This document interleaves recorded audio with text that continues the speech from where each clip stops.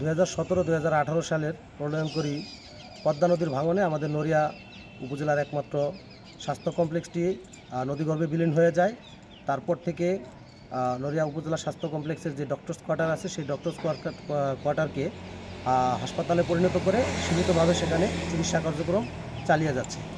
তো এরই প্রেক্ষিতে নড়িয়া উপজেলার প্রাণকেন্দ্রে সরকার জায়গা অ্যাকোয়ার করে নতুন করে জায়গা অ্যাকোয়ার করে আপনারা আমার পিছনে যেটি দেখতে পাচ্ছেন অত্যাধুনিক 50 শয্যা বিশিষ্ট একটি হসপিটাল তৈরি করে। এই হসপিটালে আইসিইউ এবং সিসিইউ সহ সকল ধরনের পরীক্ষা নিরীক্ষার যে যন্ত্রপাতি আধুনিক যেই চিকিৎসা সরঞ্জাম এখানে রয়েছে।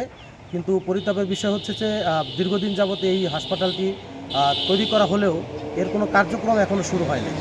কার্যক্রম শুরু না হওয়ার কারণে আমাদের এই যে নড়িয়ার যে 14টি ইউনিয়ন এবং একটি পৌরসভার প্রায় 5 লক্ষ লোকজন তারা এই স্বাস্থ্যসেবা থেকে বঞ্চিত হচ্ছে।